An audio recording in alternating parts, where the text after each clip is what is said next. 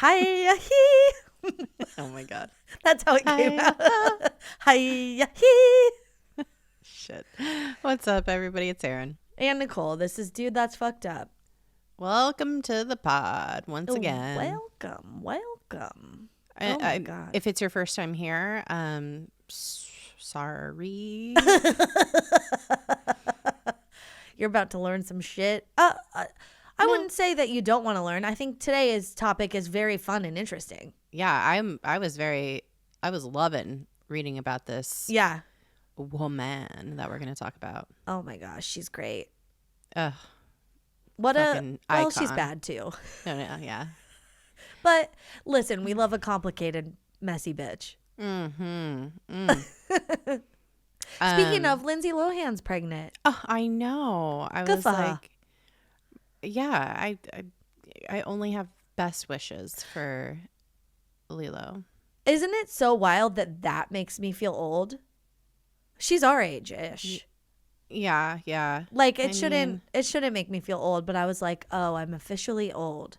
But I'm pretty sure she's close to our age. Yeah. I feel like, she's maybe a couple years younger. Oh, yeah, because when she did Parent Trapped, I almost said Planned Parenthood. When she did Parent Trap, she might have done that too. We had they filmed it where we went to high school, like where we grew up. And so there was a bunch of kids from our high school that were extras. And they were all slightly older than her, I think. Just a little bit. Yeah. Like maybe a year or two. Yeah, like she was maybe a tween and they were teens. So just a couple of years difference. Yeah. But she's anyway. of our generation. So it's like, she's of our generation. Yeah. So very exciting. Congrats to her. Good for her. Yeah, good for her. I was just telling Erin my back hurts and I had KFC for dinner and I don't think it's helping. It's hurting. No shade to KFC. I just think my body is like, what is this? How is it hurting your back though? Well, because my back already hurt, and I think it's just, I don't know, maybe because I have to poop or something. Something's like a happening. lower back? Okay. Yeah, lower back. I see. Yeah, it's fine. I'll take my nightly bath after this, and There we go. I might go for a walk first and then take a bath. I might Do make some Pete stretches. walk me. Yeah, I some might do some forward bends. stretches. Yeah. Some twists. So, yeah. Exactly. It'll be fine. Well, god damn it. Ugh. It's just hard being alive in this world sometimes. Oh. Having to do the day-to-day. And then you add on top of that just being a woman where we're like, what's happening with our parts? What's happening with our brains? Like, yeah, what's happening with our autonomy? yeah.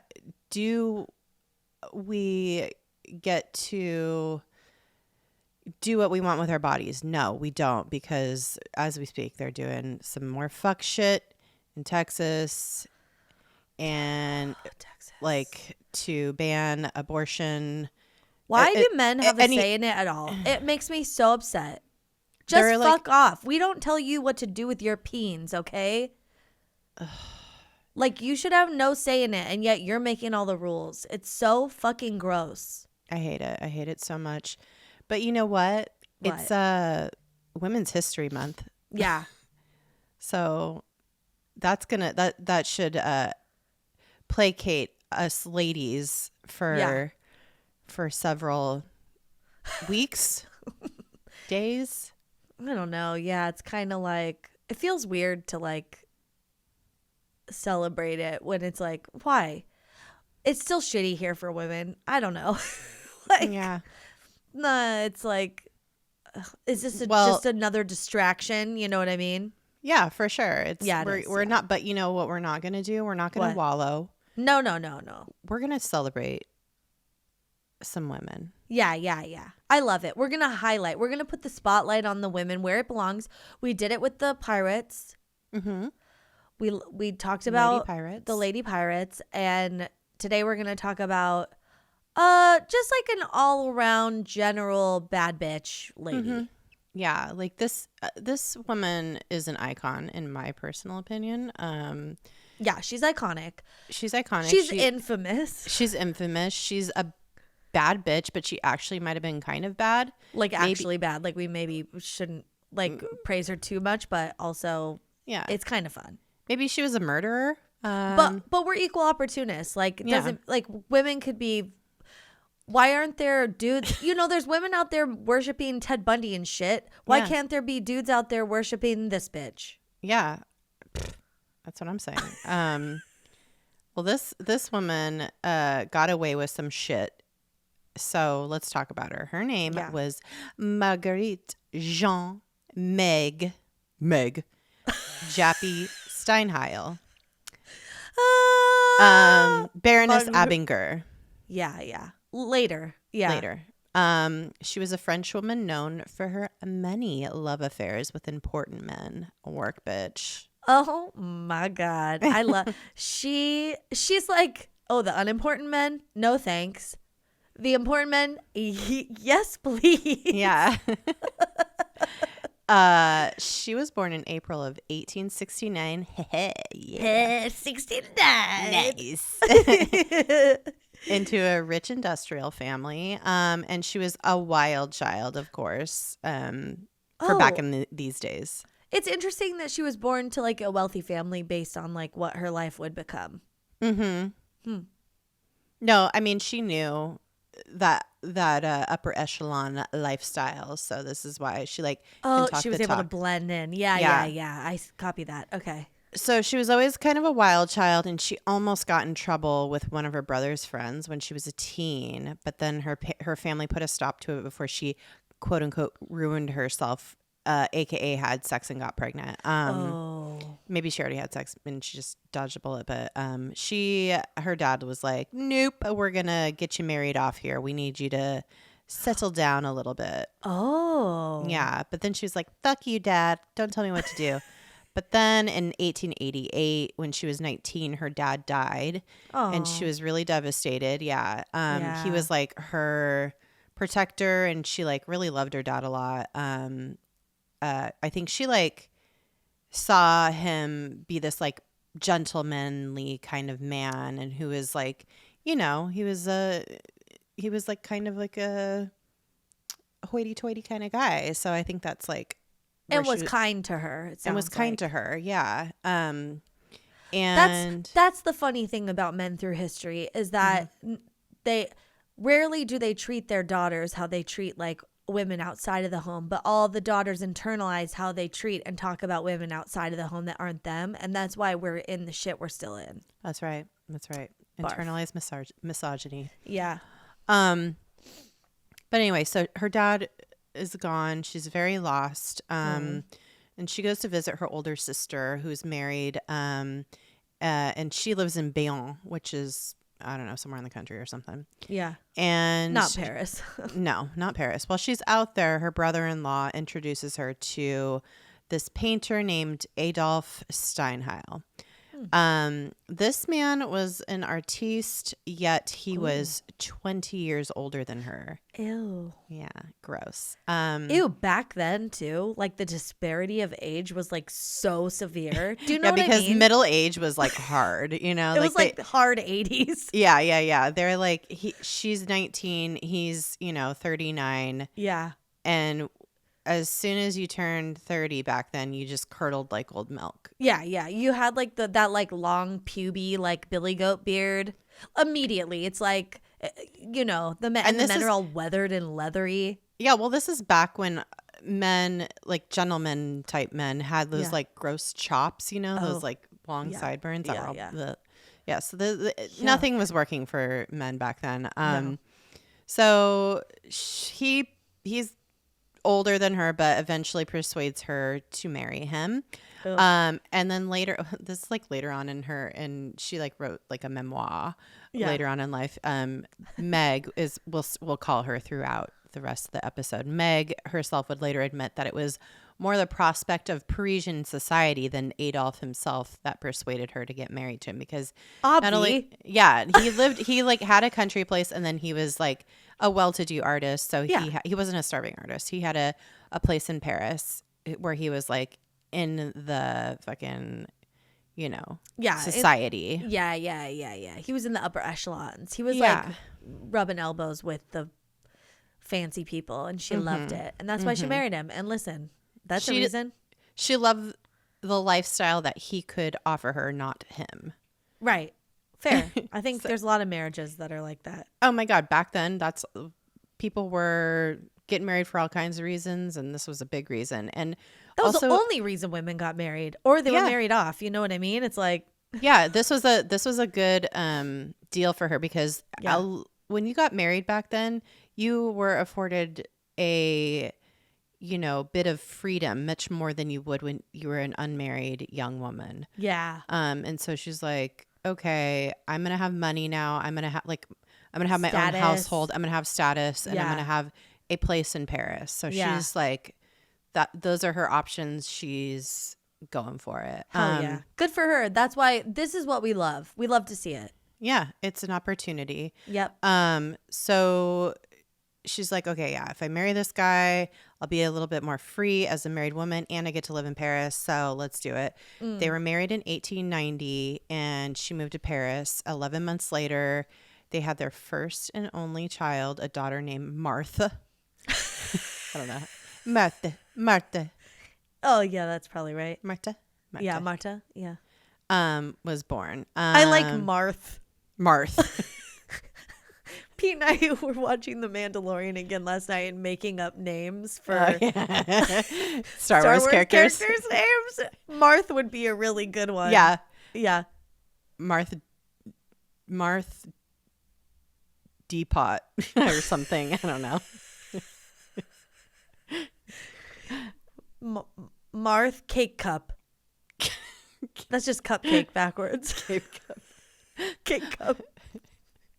Oh my God. Marth Spittoon. That sounds like a Star Wars name. Yeah, I like it.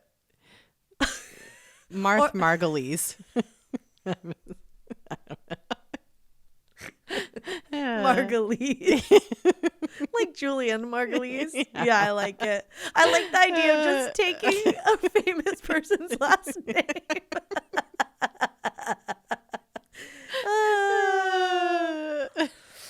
Martha Margulies. Marth Maisel. That's fully a fucking Star Wars name. It has to be. No. Maisel Marth. Maisel Marth. Yeah. That's a fucking Star Wars name. Mm-hmm. Played by Juliana Margulies. Oh my God. Oh, Jesus. Okay, so Marth was born, and shortly after she was born, Meg was like, she like said to her husband, like, you're boring and old and dusty and I hate you. And he was like, what are you gonna do, divorce me? And she was like, bitch, I might. Oh. And then he was like, oh. And she was like, seriously, like thinking of like going and divorcing his ass. Yeah. And he's like, oh, no, don't do that. Let's talk about this. Let's figure something out. Let's not be too hasty. So he's like, I don't need this scandal in my life. Like, I am still trying to like get a foothold and keep my foothold in society. And if we divorced, it would be bad for both of us. So I'm trying to sell these paintings. Nobody wants to buy art from a old divorced boring guy. Yeah. So he was like, how about this? I'm going to live in my country place, do the art stuff, make paintings, do the things that boring men do. And you could stay in Paris, do whatever you want. Oh my God. And she's like, okay. Power of the pussy. Her pussy was very powerful. Yeah. So they come to this, like, what ends up being eventually a very mutually beneficial arrangement. Okay, so Meg posts up in Paris and she is thriving. Like, she is the moment. Yeah. She has parties that are fabulous. She's beautiful. Like, I was looking at pictures of her. She's hot. Gorgeous. She's like so pretty. She's very charming too. Like, any kind of trouble she used to get in when she was like a teenager, when she was like going through her wild child era. Yeah. She would get out of everything because she was so charming. Oh my God. Like, she just bat her eyelashes and be like, oh, what? Oh, I don't know. And everybody would be like, oh, of course you don't. You're so cute. Oh, that comes in handy later also. I mean, Truly. That's just a great trick to have up your sleeve in general. 100%. Yeah. Everybody wants to hang out with her though. She sets up her salon, which is like her house and in Paris, and makes it like the chic place to be. Yeah, to socialize. Yeah. Not like a hair salon, like a like a club. Yeah, yeah. Like private club kind of. Little speakeasy. Yeah. And her place becomes the place to be in Paris. Painters, composers, philosophers, politicians, basically the most interesting and influential people in Paris of the day are mixing and mingling at her parties. Oh, sounds like fun. Yeah. So she starts getting known around town for being not just fun but also hot, and also her husband's out of the picture. Yeah, her husband's she's like not even having to pretend his like paintings are good or like talk to any of his crusty ass friends. She's like just making her own friends and doing whatever the fuck she wants, and they're all to see her. Exactly. That's amazing. Yeah, I love it. So she starts having lots of love affairs with these like rich and powerful dudes that would come to her parties. Nice. What else are you gonna do? What else are you gonna do? She's young. She's hot. Her husband's not there. She's got like a baller place in Paris. Like yeah. She's got the hottest salon. The hottest salon in Paris. It's called Marth. Oh my God. Why didn't you come to celebrate tonight at Marth? It's half off of French 75s tonight. Tell your friends. Make sure they're rich and famous. The address? You don't need one. It's Club Marth. Marth.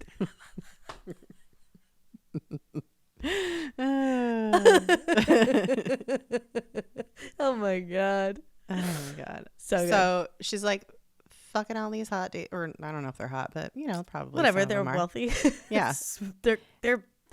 They're high status, and that's all she wants. Yeah, she's fucking all these rich and powerful dudes, and she gets a lot of these friends that she makes to buy her husband's paintings, which is a win-win for everybody. Oh, because she made money, so she was still hawking her crusty husband's. She totally was paintings. Oh, but she did it on her terms because she wanted the cash money. Yeah, so she gets to finance her very chic lifestyle via the sale of all these paintings she's setting up for her husband. And it's stroking her estranged husband's ego because he's like, oh my God, everybody wants to buy my paintings all of a sudden. How weird. No, this is fuck your wife. Yeah, exactly. Yeah. And then her lovers sort of win because they get some mediocre art, what I imagine is mediocre art. Yeah. And to bang this woman they like. Yeah. Everybody's winning. Everybody's winning. Yeah. Free market. Yeah, we love it.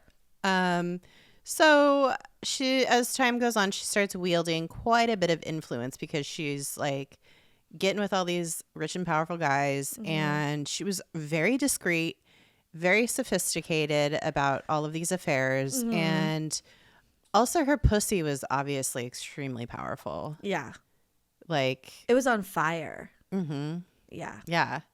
Her pussy was so powerful. How powerful was it? Oh, sorry. How powerful was it? The president of France wanted to see what she was all about. Oh. And so he was introduced to her in 1897, and she quickly became his head mistress, if you catch my drift. Oh. What is it in French? Like Madame de Tête or something? Yeah. Yeah. Madame de Tête. Yeah. Yeah. Something like that. Yeah. Headmistress. Yeah. So she's his like number one lady. And, you know, the president of France at this time. Like, this is what France, especially like Parisians, are known for. Oh. I think affairs. Still even affairs. Like, yeah. Having a side piece. It's like a part of culture, especially at this time. I think well, mostly for men at this time, but also women too. I mean, obviously, she's like been having affairs all over town, and nobody's like blacklisting her. No. She's like gaining status because of it, so it's fine.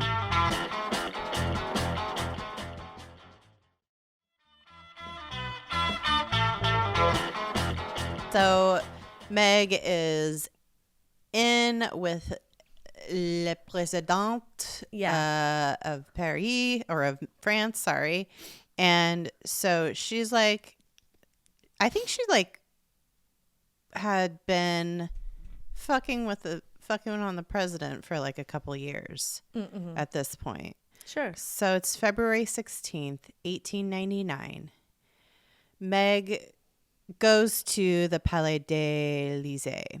She's there to party like it's 1899. This is this is her usual routine. She goes into the president's official residence. She goes through a side door, which she's well known to the gendarmes, so they're like, bonjour, Meg. Like, go right ahead. President's upstairs. And she's obviously been there a bunch of times because nobody's suspicious or anything. And in her autobiography, Meg would claim that her surreptitious visits were to help the president, quote, write his memoirs, which is code for fuck his brains out. Fucking his penis. Yeah. I like that it was to write his memoirs. It's like, no, you were there to like make them exciting. You were there to spice them up. Yeah, maybe he wrote while she was doing some other stuff. Who's to say? True. Yeah, but I doubt it. Yeah, I know. Yeah. So shortly after she joined the president in his office, there was some commotion, and some of the servants came in the room, and they found the president dead or dying, apparently of a heart attack.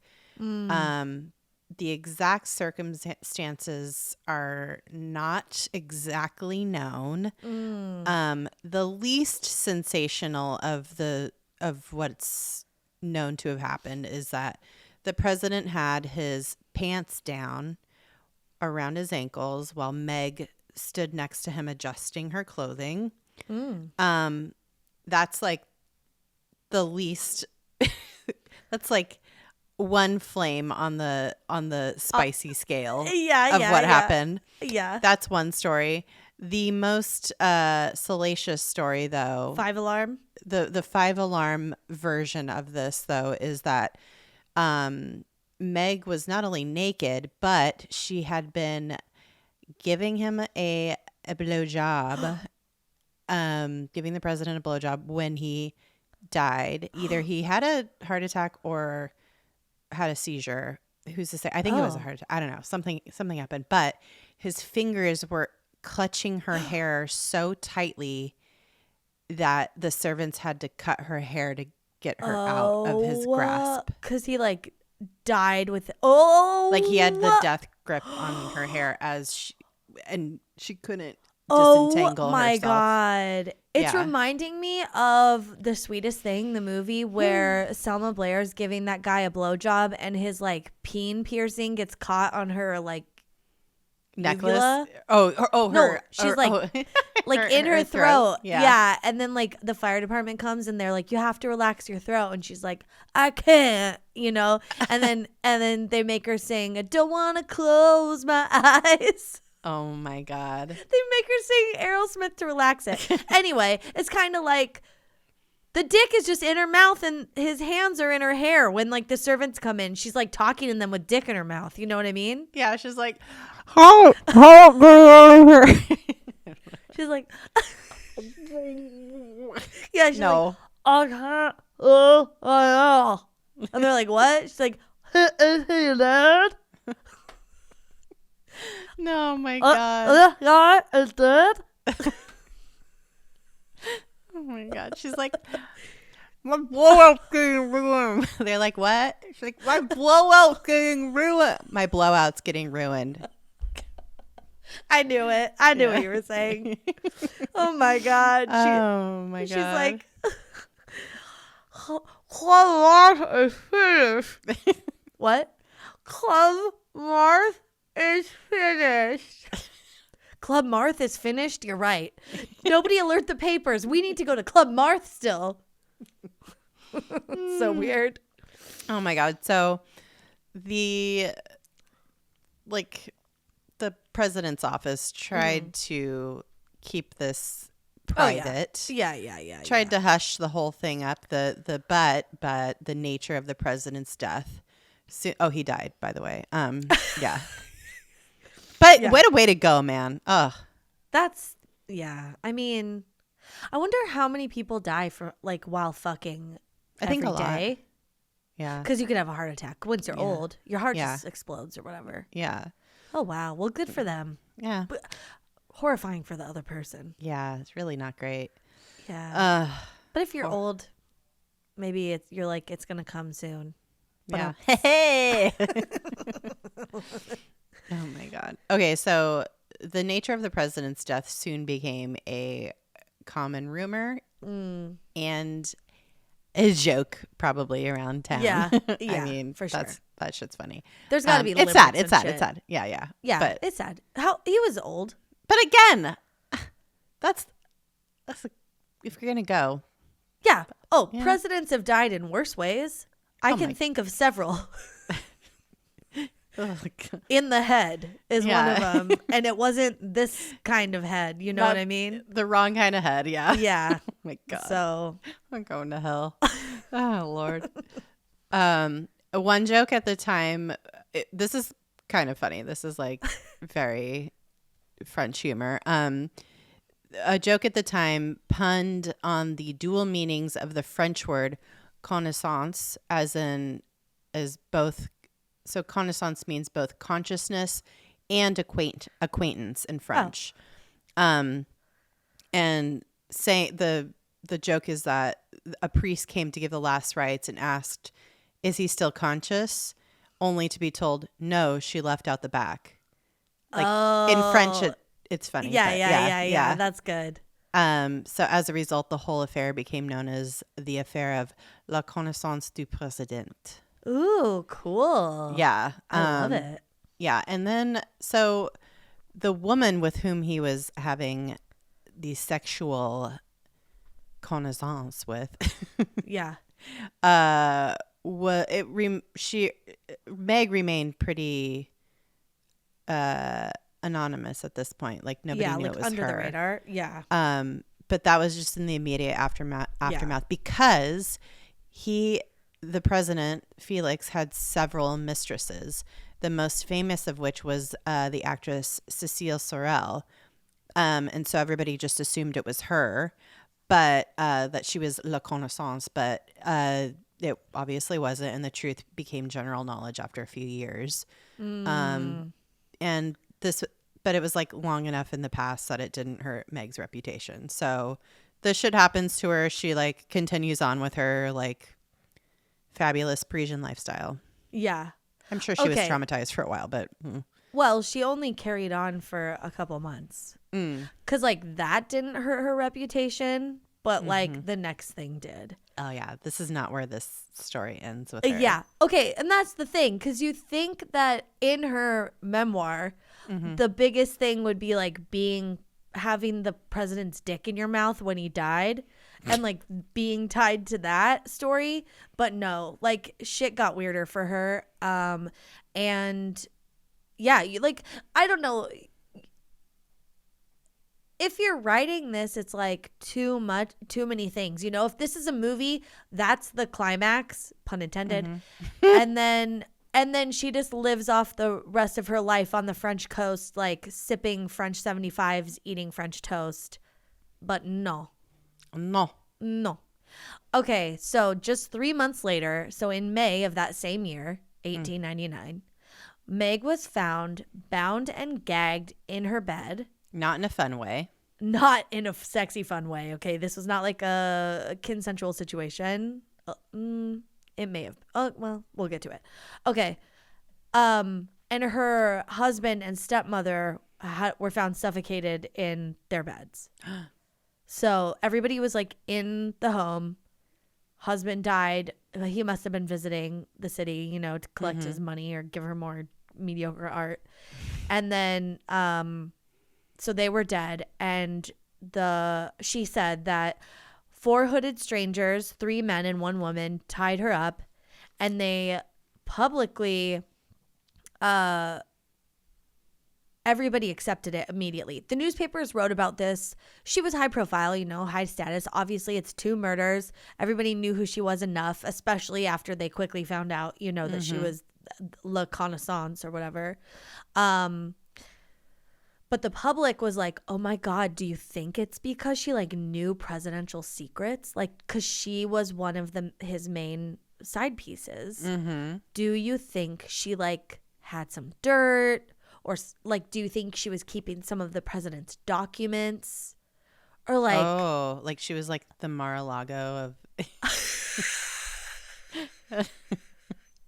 Or like, isn't that like, I don't think that people thought of Marilyn Monroe that way, but it's almost like how Marilyn Monroe is like JFK's side piece, and like, did she know too many things or whatever? Like, you know, there's just these theories that go around.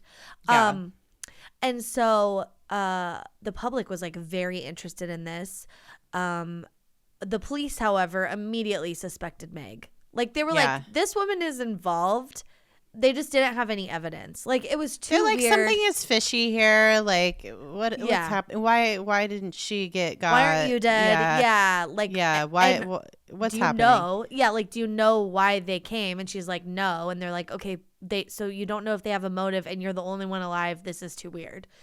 Until Meg.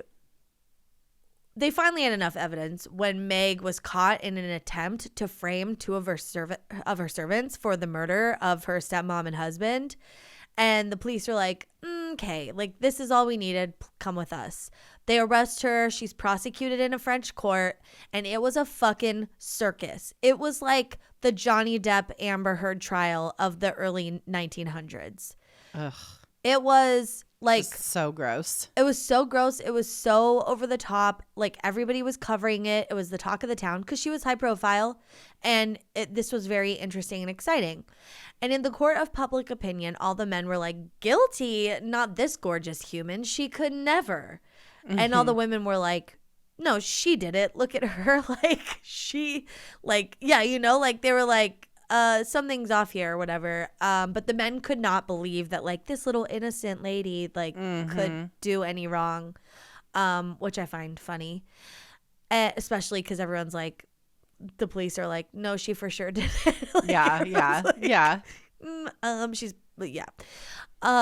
Okay, so the prosecutors tried to throw Meg, like they brought in so many people to give character witness statements from her childhood to the present, and they were just trying to like bash her character, but then they like brought in a bunch of her admirers, which feels counterintuitive to me. Like, why would you parade in a bunch of men that liked her? To make her look bad somehow, like look at like slutty or something, like like try to get harlot. Like all these men probably had wives, and try to get like the rumor mill going about, oh, this man likes her, he must have fucked her. You know, and then I don't know, just to get the whole entire court of public opinion turned against her. True. Like tarnish her, try to tarnish her a bit. Well, it wasn't really working because I think, you know, it wasn't working very well.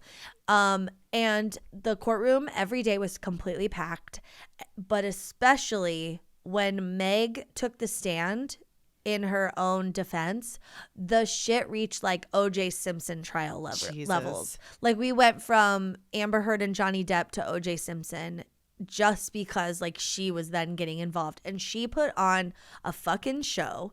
She turned on all the tears, pouting, like screams of grief, just like in so much pain.